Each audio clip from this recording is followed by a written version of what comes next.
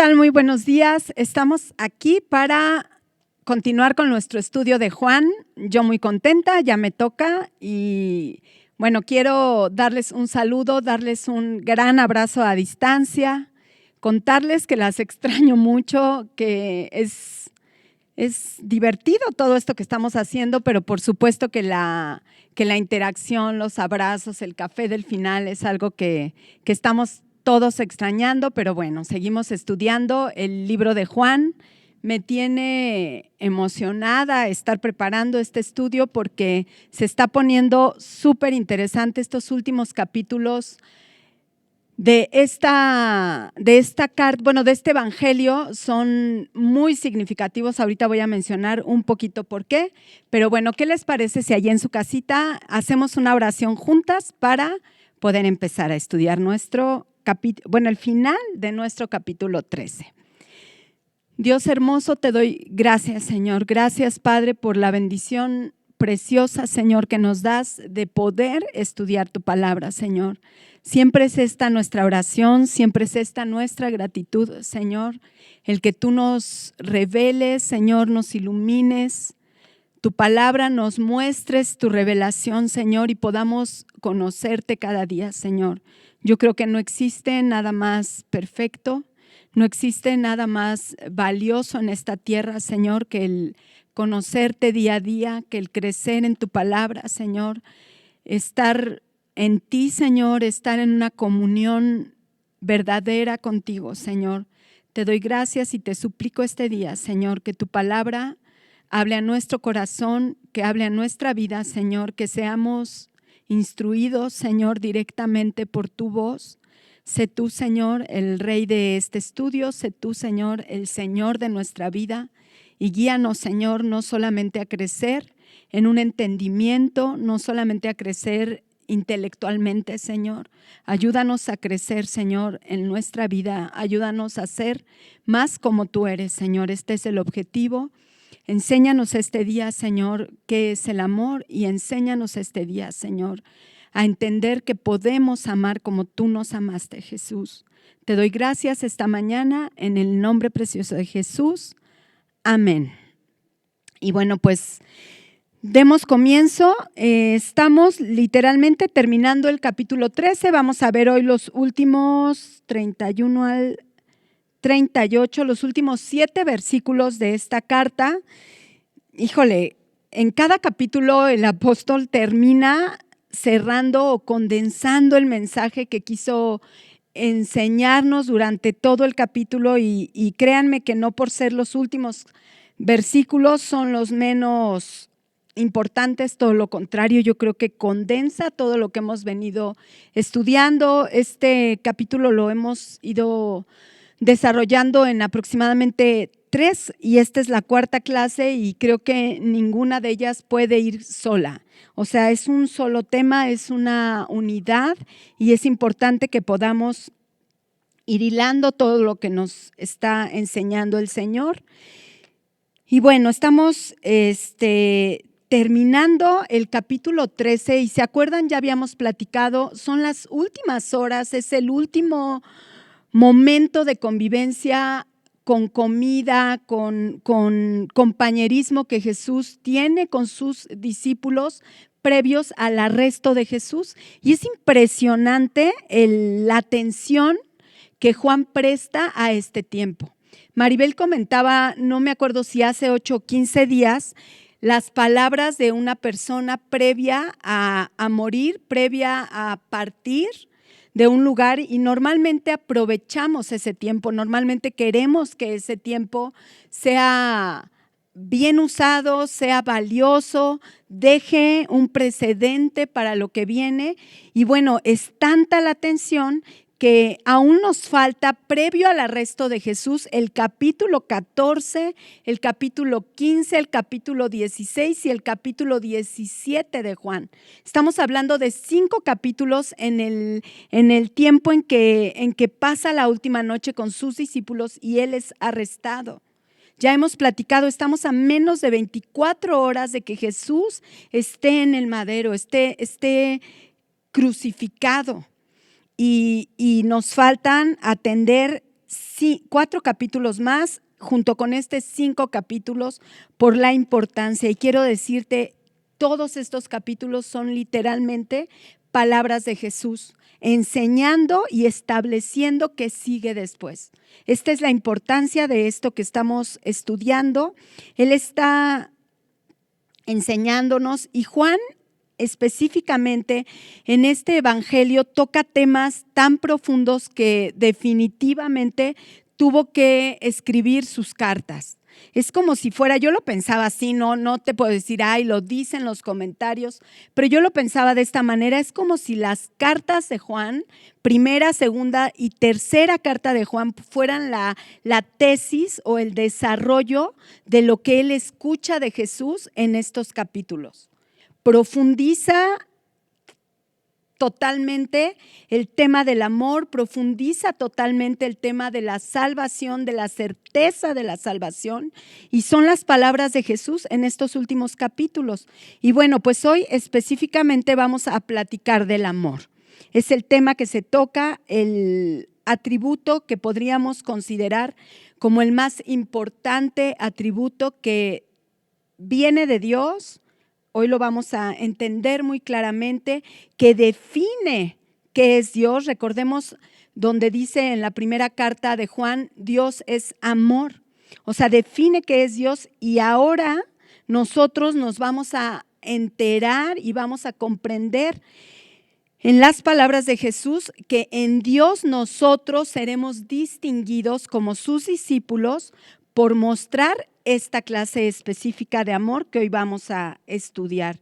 Y bueno, primero vamos a leer de corrido nuestros últimos versículos para tener una idea completa, un contexto completo de lo que vamos a ir platicando versículo por versículo. Permítanme leerles Juan capítulo 13 del verso 31 al verso 38. Dice así. Entonces, cuando hubo salido, dijo Jesús, ahora es glorificado el Hijo del Hombre, y Dios es glorificado en él. Si Dios es glorificado en él, Dios también le glorificará en sí mismo, y enseguida le glorificará. Hijitos, aún estaré con vosotros un poco, me buscaréis, pero como dije a los judíos, así os digo ahora a vosotros, a donde yo voy, vosotros no podéis ir. Un mandamiento nuevo os doy, que os améis unos a otros como yo os he amado, que también os améis unos a otros.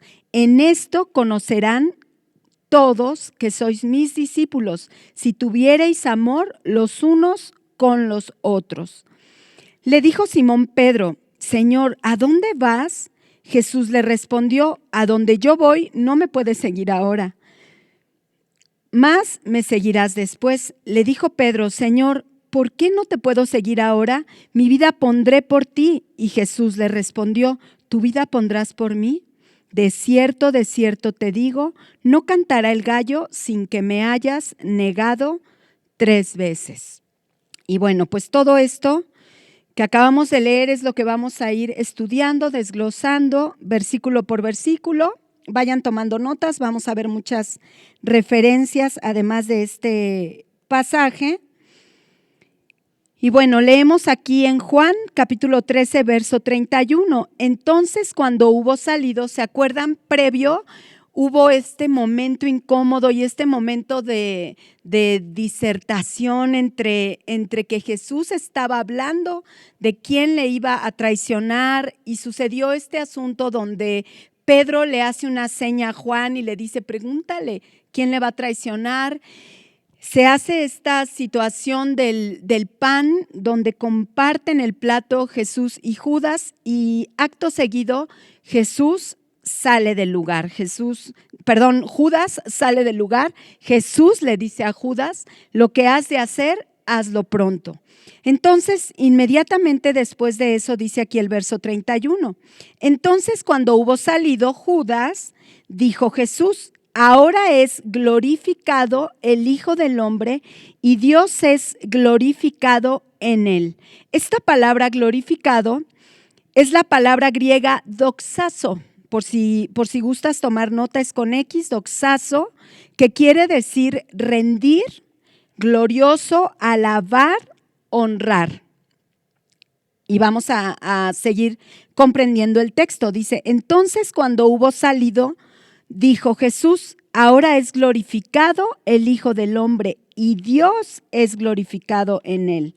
Jesús empieza a hablar en un tono diferente. Estábamos platicando que estaba la situación como tensa, estaba Pedro haciéndole señas a Juan, Jesús revelando algo tremendo, algo terrible. Y en el momento en que Judas sale, ¿se acuerdan? Ya habíamos platicado, se platicó mucho en la clase pasada de en qué condición Judas ya iba siendo completamente gobernado por Satanás, cómo en el momento en que Judas sale, el tono del ambiente y el tono de la voz de Jesús hablando a sus discípulos cambia por completo. Desaparece la tensión y Jesús aquí anticipa o comienza a hacer una anticipación de lo que venía. Jesús al decir ahora es glorificado, dijo Jesús, ahora es glorificado el Hijo del Hombre, estaba haciendo referencia a lo que iba a venir, a lo que estaba por acontecer, que era la crucifixión, la muerte en la cruz. De alguna manera podríamos pensar, híjole, iba a ser arrestado, iba a comenzar la derrota, por decirlo de alguna manera, porque muchos de sus discípulos así lo pensaron en ese momento y huyeron y vieron y pensaron muy probablemente esa libertad que nos iba a dar el Mesías, esa libertad nacional, porque ellos de alguna manera tenían una concepción de la libertad de su pueblo sobre el gobierno que Roma estaba ejerciendo sobre ellos. No podían vislumbrar más allá, no podían entender que se estaba hablando de una salvación mucho más sublime, una salvación celestial. Y bueno, lo que para muchos pudo parecer una derrota y una vergüenza, porque caminar hacia una cruz, porque ser exhibido como Jesús iba a ser exhibido y tratado de la forma en que por los romanos, por los fariseos, por el pueblo de Dios iba a ser tratado, era literalmente un acto de vergüenza, un acto de criminales, para un criminal. Y ese mismo acto de vergüenza iba a ser, y aquí Jesús lo estaba diciendo en este versículo, el instrumento de su propia glorificación. El instrumento de su propia glorificación era la cruz. Este acto, esta crucifixión, este proceder de nosotros hacia Cristo fue el medio de nuestra salvación, seguido posteriormente de la resurrección y la ascensión, donde todo el plan de salvación para nuestra vida sería consumado. Nosotros recordamos las palabras de Cristo en la cruz y una de sus últimas palabras previo a entregar el Espíritu literalmente fue consumado es, que más adelante vamos a analizar qué quiere decir esta palabra. Y bueno, es por medio de Cristo que Dios, dice aquí el versículo, sería exaltado. Dios ha sido honrado en la obra de la cruz. Ahora, ¿qué cosas o qué podemos nosotros entender que proclama la cruz? Es importante que nosotros nos podamos detener a meditar y a profundizar un poco a qué gloria es a la que el Hijo se está refiriendo, a qué gloria del Hijo del Hombre, a qué gloria de Dios es la que se está refiriendo. Y en la cruz estamos viendo a un Dios santo que no pasaría por alto el pecado. Muchas veces nosotros podemos pensar, bueno, sí recibimos de forma gratuita nuestra salvación y a nosotros no nos costó absolutamente nada.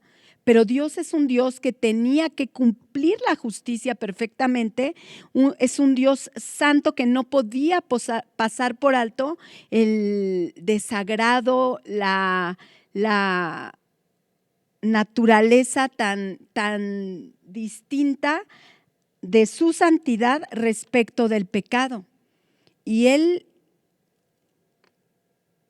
y la cruz también proclaman a un Dios que además de todo amó de tal manera al mundo, o sea, Dios amó de tal manera al mundo que entregó a su Hijo, o sea, un Dios de amor que no quiso la muerte del pecador. Un Dios que entregó a su Hijo para que el mundo pudiera tener una alternativa de salvación. Un Dios justo que cumplió el costo por el pecado de la humanidad, pero un Dios justo que nos justificó en Jesucristo. Acompáñenme, por favor, con sus Biblias. Yo les voy a leer la Nueva Traducción Viviente en este versículo, al libro de Isaías, capítulo 53. Y les voy a leer el verso 5 y 6, dice así: pero Él fue traspasado por nuestras rebeliones y aplastado por nuestros pecados. Fue golpeado para que nosotros estuviéramos en paz. Fue azotado para que pudiéramos ser sanados. Todos nosotros nos hemos extraviado como ovejas, hemos dejado los caminos de Dios para seguir los nuestros. Sin embargo, el Señor puso sobre Él los pecados de todos nosotros. Esta es la proclamación de la cruz. Y dice el verso 32, si Dios es glorificado en Él, Dios también le glorificará en sí mismo y enseguida le glorificará. Y aquí encontramos, esto parece un poco un trabalenguas, si Dios es glorificado en Él, Dios también le glorificará en sí mismo y enseguida le glorificará. Lo que aquí estamos encontrando y lo que podemos nosotros detectar en este versículo es un círculo, es como un proceder entre el Padre y el Hijo, entre la plenitud de Dios virtuoso. O sea, lo contrario a un círculo vicioso, aquí nosotros nos topamos con un círculo de virtud, un círculo donde tu gloria es mi gloria, lo que tú eres soy yo, y encontramos esta comunión, esta relación de intimidad entre Dios y el Hijo. Aquí dice en el verso 32, si Dios es glorificado en Él, Dios también le glorificará en sí mismo. Y dice al final, y enseguida le glorificará. No tardaría ni en tiempo ni en oportunidad Dios para glorificar al Hijo. Dice que el Hijo se sentará a su diestra. Y quiero compartirles algunos versículos que nos dejan ver qué tan rápido o qué tan necesario era para Dios levantar y glorificar al Hijo. Este evento de muerte, este evento de crucifixión, de resurrección y de ascensión, para Dios no fue un quitarle un pelo a un gato, ni fue un ay es Dios, no le duele nada. O sea, fue un acto de dolor, fue un acto de sacrificio, fue una muestra de amor. Y Él no tardaría, Él enseguida que pudiera iba a glorificar al Hijo. Acompáñenme por favor en el Evangelio de Marcos. En el Evangelio de Marcos capítulo 14, aquí Jesús está ante el concilio, Él ya había sido arrestado y está presentando argumentos. Recordemos que Él prácticamente no habló más que lo necesario, pero en este momento, en el capítulo 14, en el verso 62, ante el concilio, Jesús dice estas palabras. Y Jesús le dijo, yo soy, y veréis al Hijo del Hombre sentado a la diestra del poder de Dios y viniendo en las nubes del cielo. Más adelante podemos encontrar en la carta a los Hebreos, por favor, carta a los Hebreos, capítulo 10. Vamos a revisar qué dice el verso 12. Dice, pero Cristo, habiendo ofrecido una vez para siempre un solo sacrificio por los pecados, se ha sentado a la diestra de Dios. Y esto sucedió, verdaderamente sucedió, y vamos a ver una evidencia de esto. Sucedió en cuanto pudo suceder. En el libro de los Hechos, acompáñenme por favor al libro de los Hechos, capítulo 7, verso 56, dice lo siguiente, pero Esteban, lleno del Espíritu Santo, puestos los ojos en el cielo, vio la gloria de Dios y a Jesús que estaba a la diestra de Dios. Y dijo: he aquí veo los cielos abiertos y al Hijo del Hombre que está a la diestra de Dios.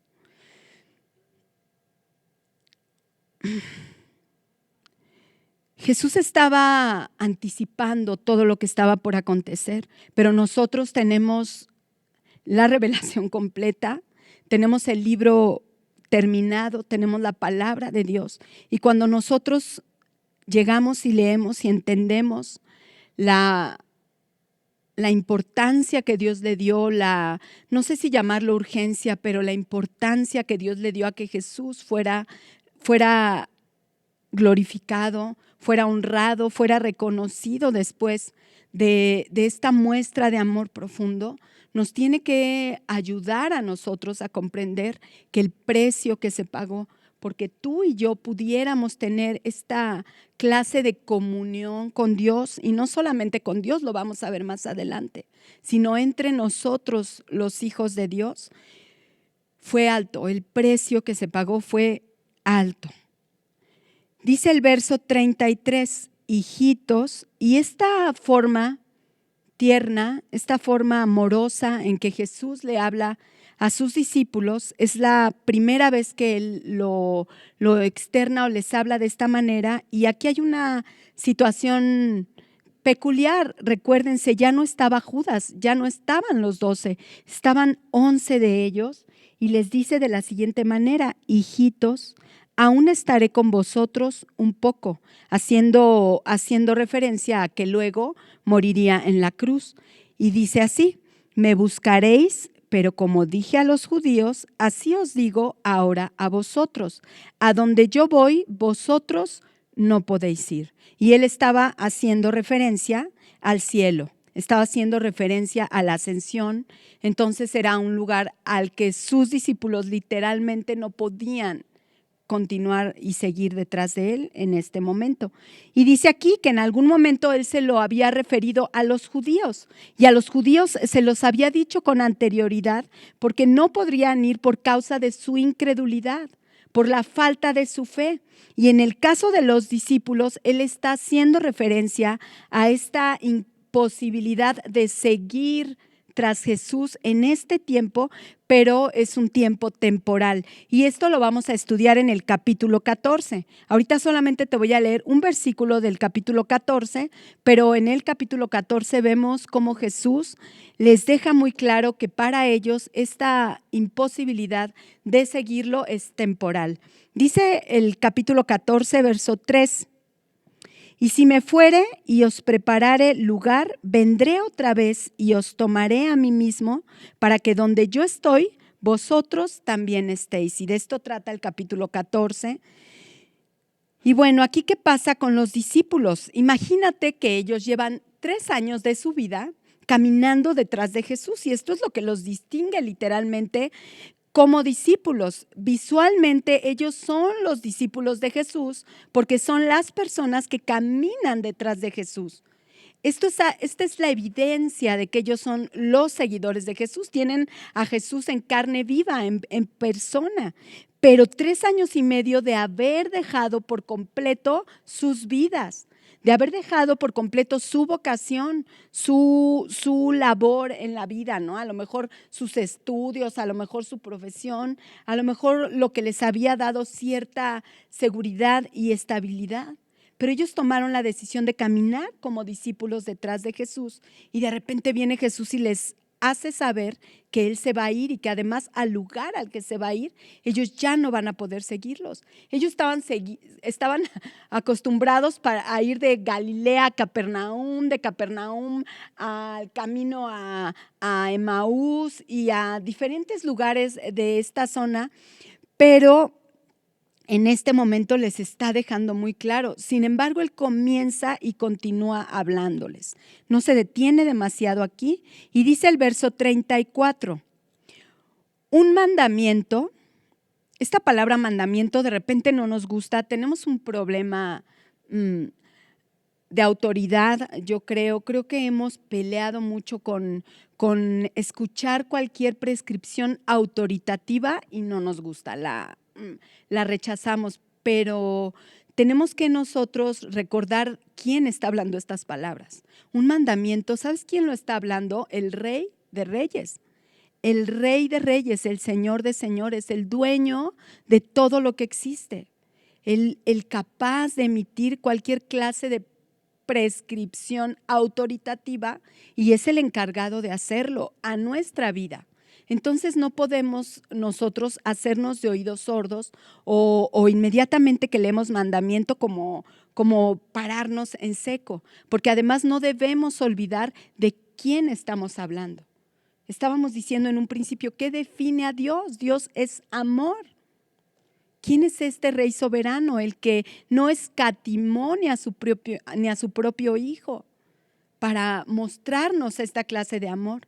Entonces, cuando nosotros escuchamos que Dios dice, un mandamiento nuevo os doy, nosotros tenemos que ponernos atentos y ver qué es lo que quiere nuestro Señor, nuestro Rey, que nosotros hagamos. Tiene que ser algo importante para nosotros. Y dice, un mandamiento nuevo os doy. Esta palabra nuevo es muy interesante estudiarla porque existen dos vocablos en el griego para designar algo nuevo. Uno de los vocablos es la palabra neos y esto hace referencia a algo nuevo en un orden de edad o de tiempo, pero no es el vocablo que se utiliza en este versículo.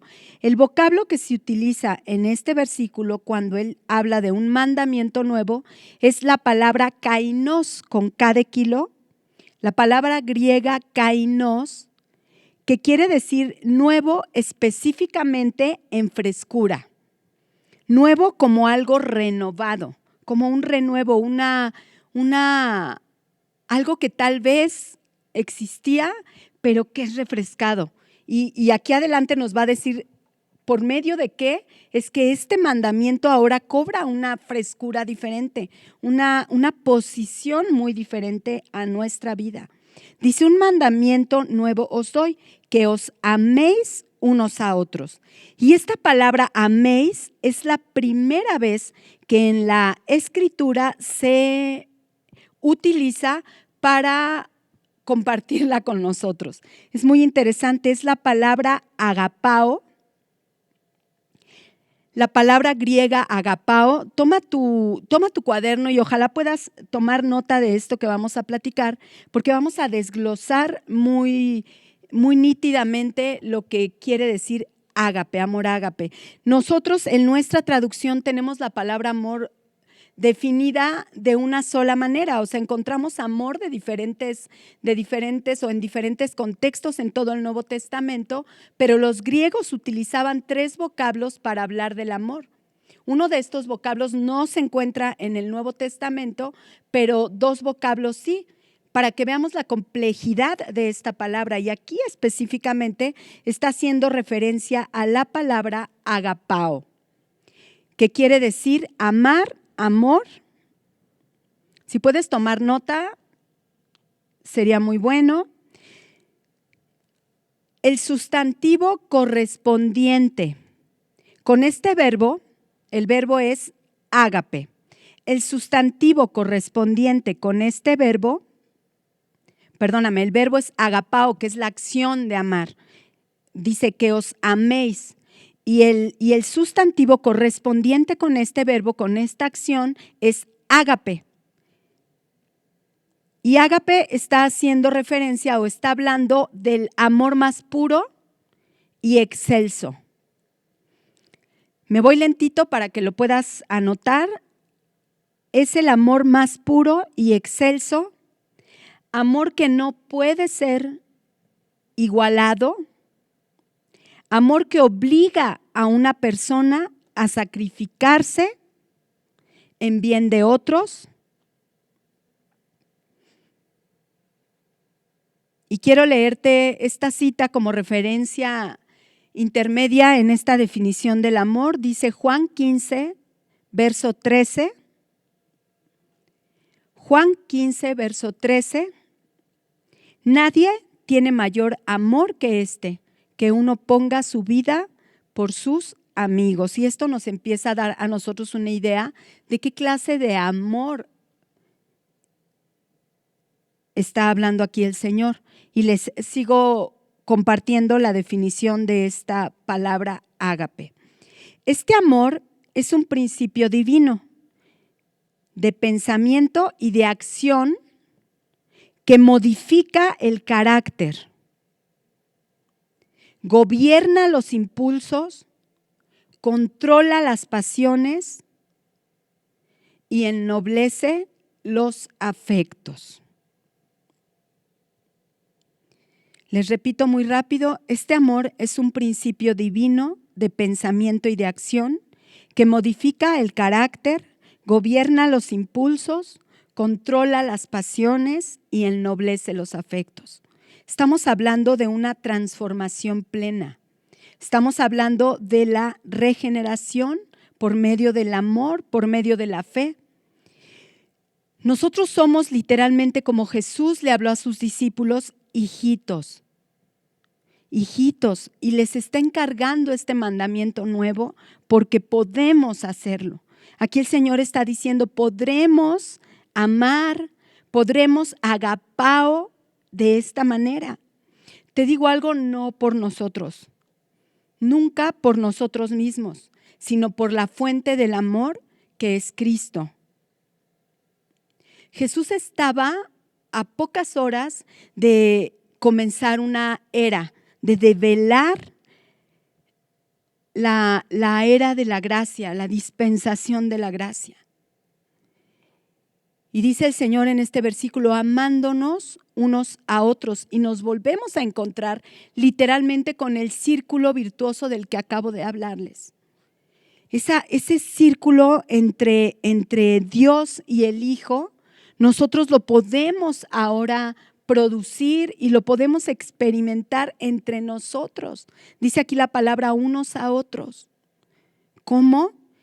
Nos hacemos esa pregunta porque aquí Jesús nos encarga que nos hagamos esa pregunta. En el versículo dice, como yo os he amado. Y bueno, obviamente nos tenemos que preguntar, ¿cómo nos has amado? Y se acuerdan que yo les dije en un inicio, el contexto del final de este capítulo es todo el capítulo. Acompáñenme rápidamente al verso 1 del capítulo 13, y aquí Jesús había respondido esta pregunta que nos estamos haciendo en este momento. Dice así, antes de la fiesta de la Pascua, sabiendo Jesús que su hora había llegado para que pasase de este mundo al Padre, como había amado a los suyos que estaban en el mundo, los amó hasta el fin.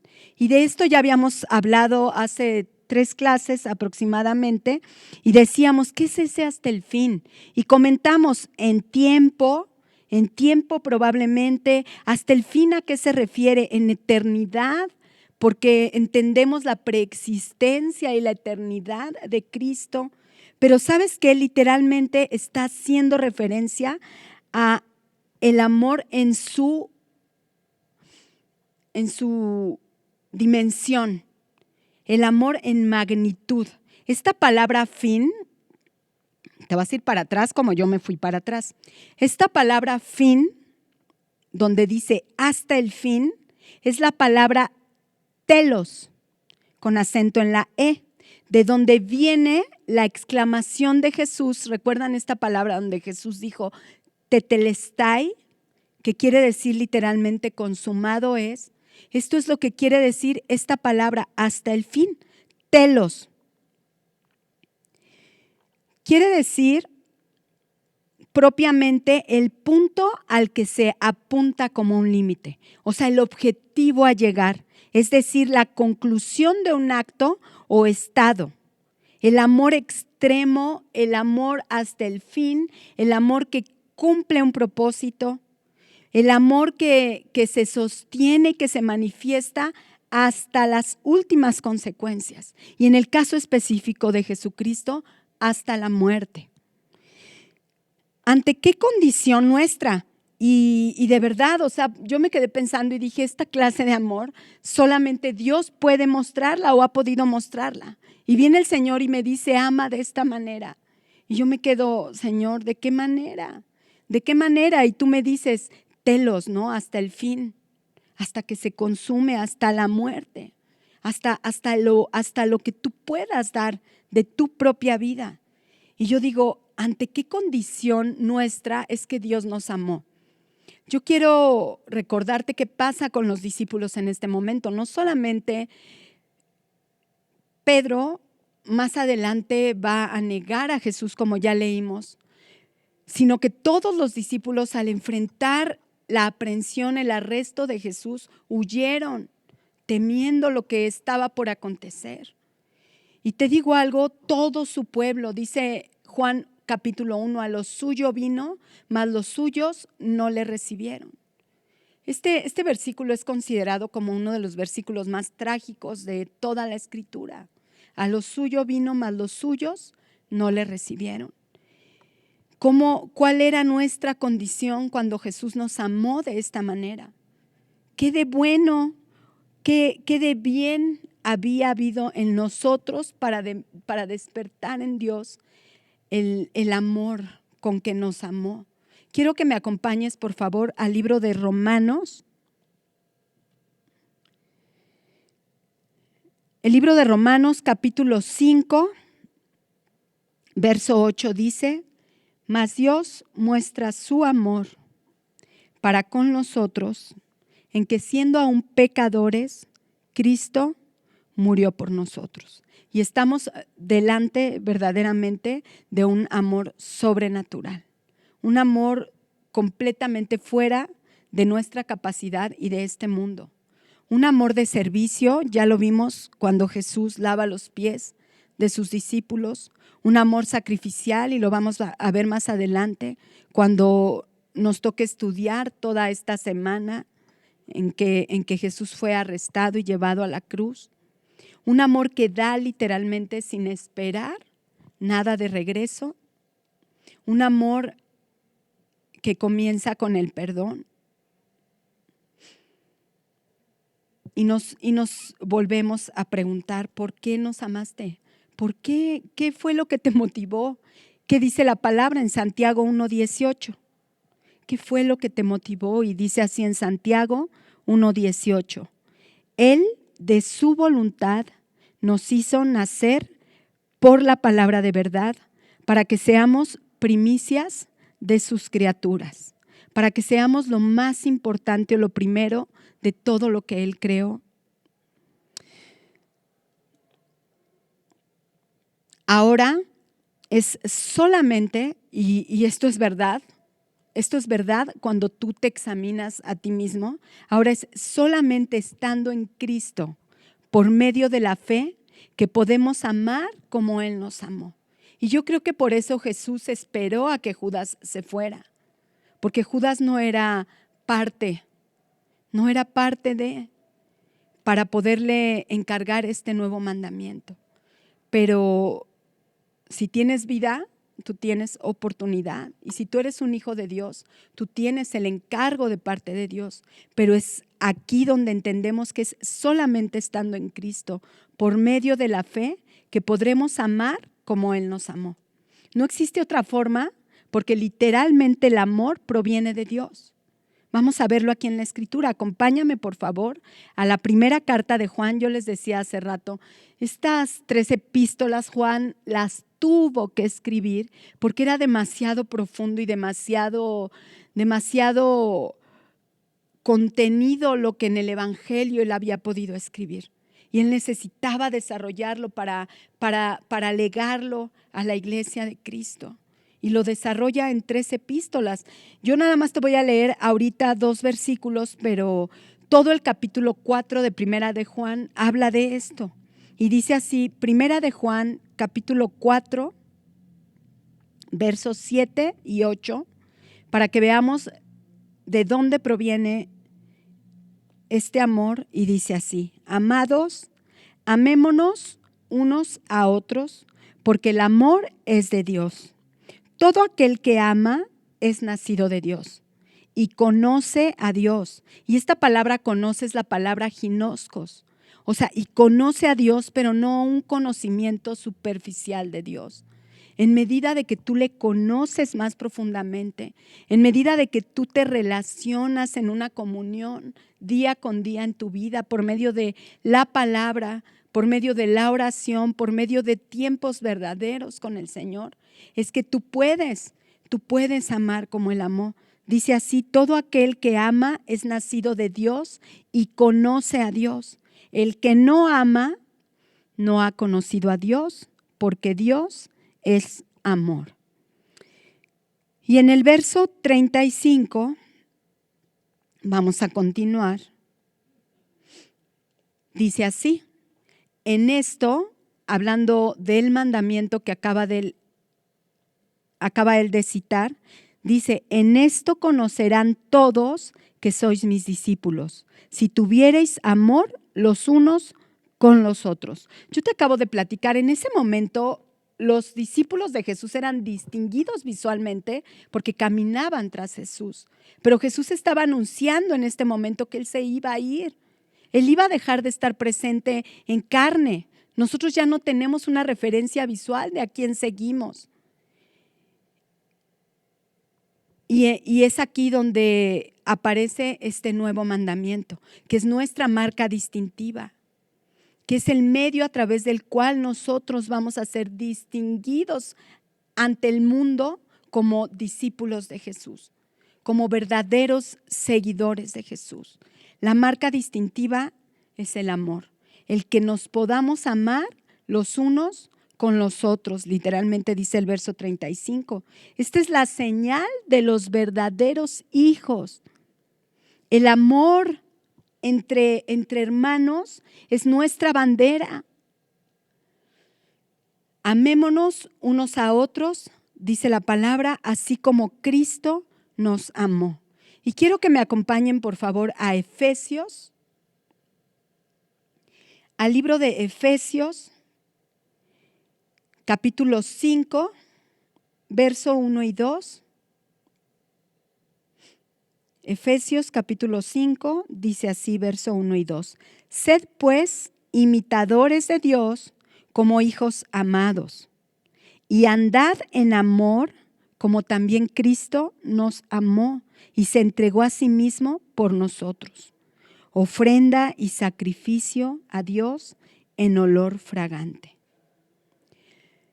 Y aquí somos confrontados verdaderamente. Yo quiero ayudarte con esta reflexión. Si tú no estás amando a tus hermanos como Cristo te amó, algo está pasando.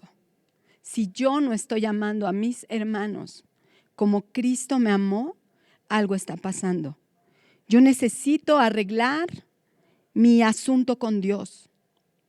De verdad, yo necesito ir con el Señor y entender qué es lo que está pasando conmigo si yo no estoy pudiendo amar como Él amó.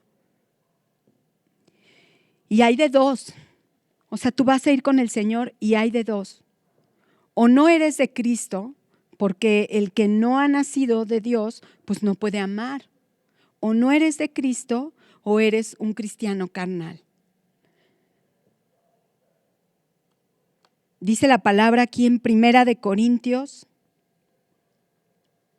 capítulo 3, te voy a leer del verso 1 al verso 3.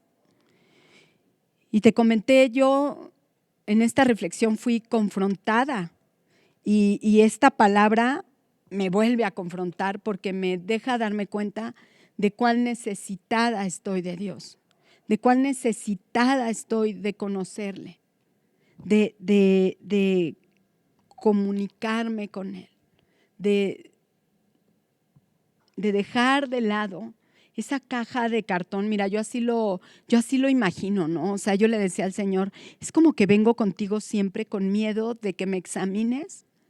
Vengo contigo siempre con temor de lo que pueda haber en mí, y me pongo una caja de cartón. Hubiera estado muy bueno traerla, pero bueno, no la traje. Me pongo una caja de cartón, me presento ante el Señor y le busco y oro y hablo y le cuento e intercedo por mis hijos, por mis hermanos.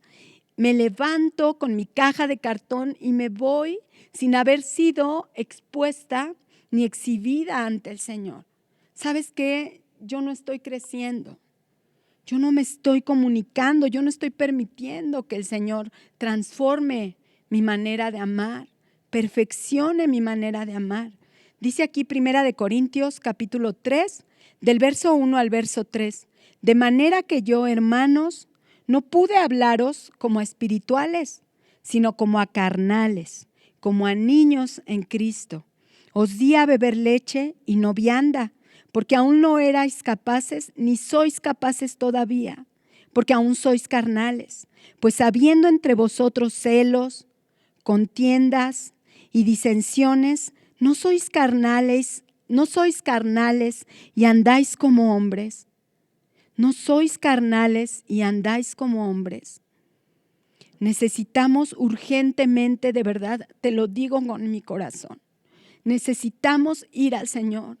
Necesitamos ir con Él, necesitas hacer un alto en cualquier cosa que tú estés haciendo. Necesitas ir con el Señor de verdad y quitarte esa caja de cartón que te aleja de lo que Dios tiene que hablar a tu vida, de lo que Dios quiere revelarte en su palabra. Necesitas ir con el Señor, tú, el Señor y su palabra que te revela todas las cosas. Necesitamos habitar con Cristo, necesitamos comer su palabra, necesitamos literalmente ser uno con el Hijo. No es casualidad que este mandamiento, quiero que veas una figura de este pasaje, no es casualidad que este mandamiento Jesús lo haya interpuesto entre Judas, entre la traición de Judas, entre la historia de Judas y la negación de Pedro. Yo te estaba hablando ahorita, hay de dos.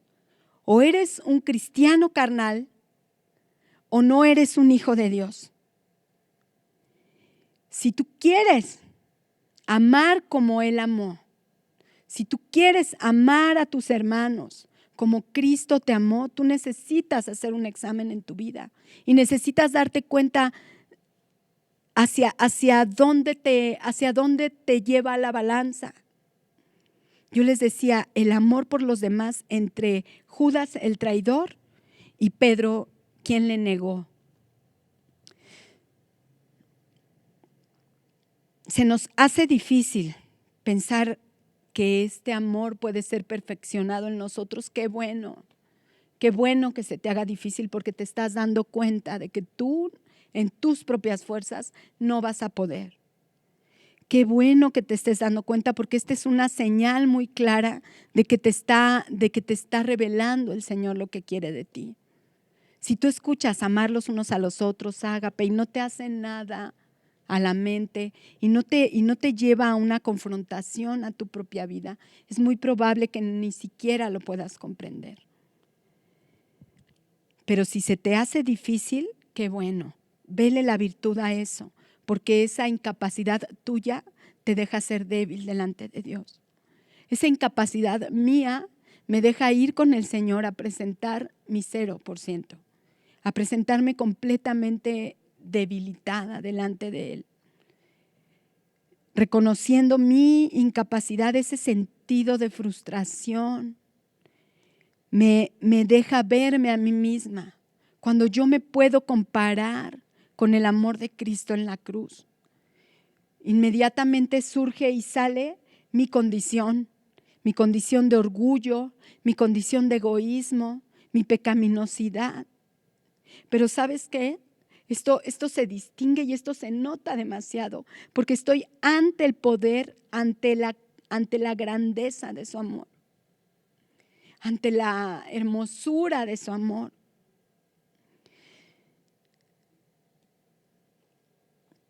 Nosotros por nosotros mismos no somos capaces, pero estamos siendo perfeccionados en el amor. Este no es un adiestramiento externo, este mandamiento no es un adiestramiento externo como los fariseos.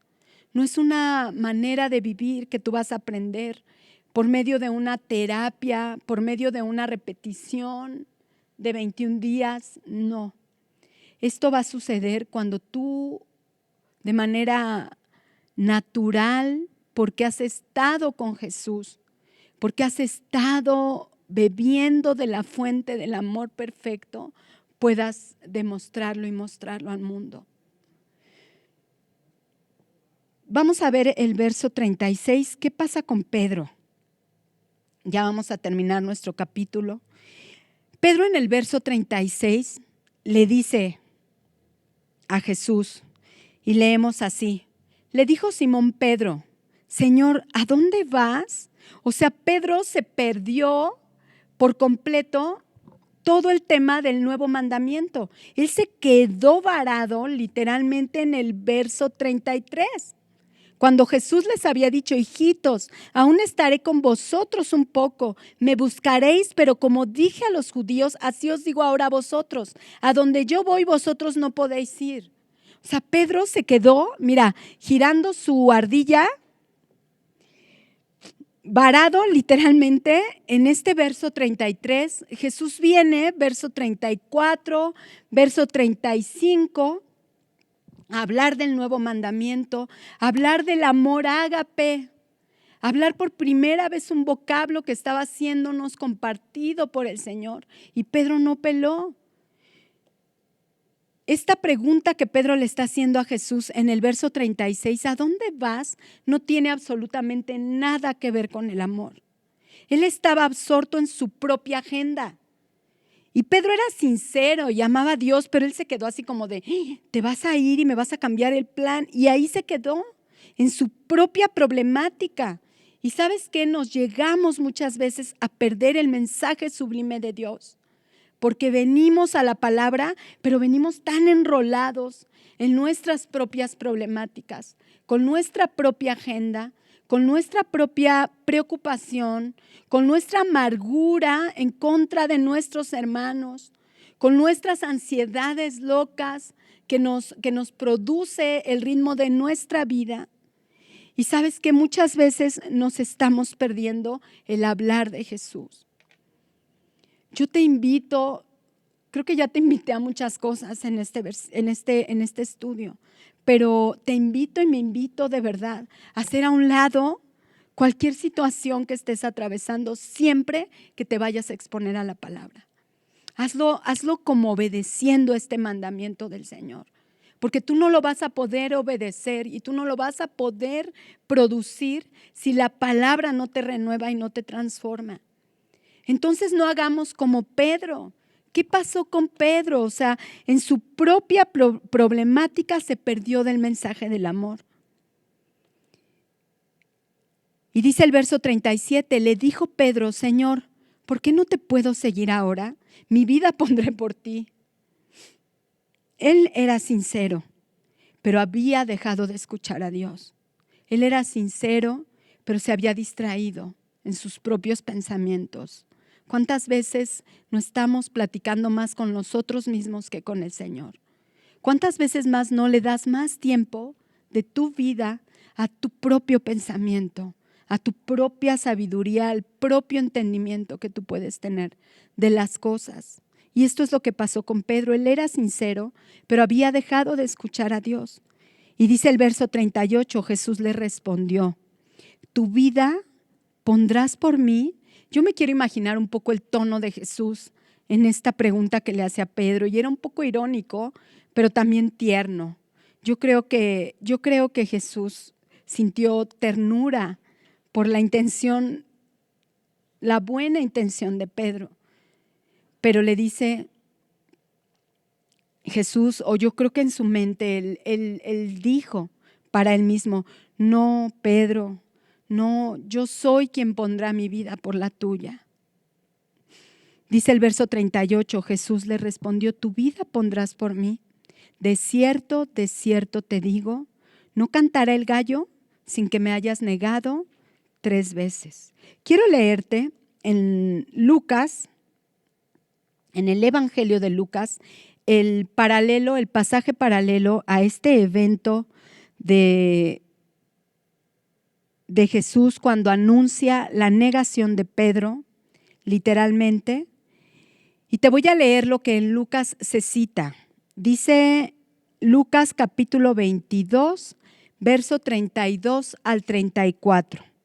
Dijo también el Señor: Simón, Simón, he aquí Satanás os ha pedido para zarandearos como a trigo. Pero yo he rogado por ti, que tu fe no falte, y tú, una vez vuelto, confirma a tus hermanos. Y le dijo: Señor, dispuesto estoy a ir contigo, no solo a la cárcel, sino también a la muerte. Y él le dijo: Pedro, te digo que el gallo no cantará hoy antes que tú niegues, que el gallo no cantará hoy antes que tú niegues 3 veces que me conoces. Y quise ir a este evangelio y quise terminar citando a Lucas, porque aquí hay algo muy importante que pasó con Pedro, a diferencia de lo que pasó con el hijo de perdición. Jesús le dice a Pedro literalmente: he rogado por ti. Jesús oró por Pedro. Jesús conocía la debilidad de Pedro, sabía que Pedro se había desconectado del Señor. Sabía que Pedro le iba a negar. Jesús lo sabía todo. Él sabe perfectamente cuántas veces tú y yo le hemos negado, cuántas veces nos hemos avergonzado por compartir el evangelio. Yo he sentido muchas veces esa sensación como de no querer decir quién soy ni a quién sigo. Jesús está literalmente, y como ya leímos hace rato, a la diestra de Dios. Jesús está sentado a la diestra de Dios. Dice Juan: hijitos, estas cosas os escribo para que no pequéis. Mas si pecáis, abogado tenemos para con el Padre, a Jesucristo el justo. Y bueno, con esto terminamos nuestro capítulo. Vamos a hacer una oración de agradecimiento porque su favor es completamente inmerecido, porque su amor por nosotros es completamente sobrenatural y extremo, porque nos amó hasta el fin, nos amó hasta la muerte, literalmente. Y aún encima de todo eso, Él está a la diestra del Padre intercediendo por ti, para que tu fe no falte. Vamos a orar, por favor. Bendito Señor, Padre bueno, gracias. Gracias por tu palabra. Gracias por este evangelio, Señor, que ha traído tanta luz, Señor. Ha traído tanta claridad, Señor, a nuestras vidas en el transcurso de este tiempo que hemos estado escudriñando y estudiando, Señor. Pero nos presentamos delante de ti hoy viendo, Padre, que amar a mis hermanos como tú me amaste, Señor, aún está muy lejos de mi capacidad. Completamente lejos, Señor. Y yo necesito ser, Señor, perfeccionada en este amor. Te necesito a ti y me doy cuenta de cuánto necesito, Señor, estar injertada en la vid verdadera, Señor. Entiendo perfectamente que lejos de ti nada somos, que lejos de ti nada podemos hacer, Señor. Esta es la verdad. Esta es la completa verdad, Señor. Yo no puedo amar a mi familia, yo no puedo amar a mis semejantes como tú me amaste si tú no derramas esta clase de amor en mí. Yo no puedo, Señor, obedecer este mandamiento si tú no estás conmigo, Padre. Te doy gracias por tu enseñanza, te doy gracias por tu palabra, gracias, Señor, por la Biblia. Gracias por mis hermanas, por cada una de ellas que ha sido constante y que ha estudiado, Señor, tu palabra. Bendícelas. Gracias, Señor, porque tú intercedes por cada una de nosotras delante del Padre. Te doy gracias por eso, Señor, porque sé que hemos sido levantados, hemos sido impulsados a tu cruz y animados Gracias a esta oración tuya por nosotros, Señor. Te doy gracias por todo en el nombre de Cristo Jesús. Amén. Muchas gracias por su atención. Síganse conectando, no dejen de estudiar la palabra y nos vemos dentro de 8 días. Muchas gracias. Hasta luego. Vida Nueva para el Mundo se sostiene y propaga el mensaje de salud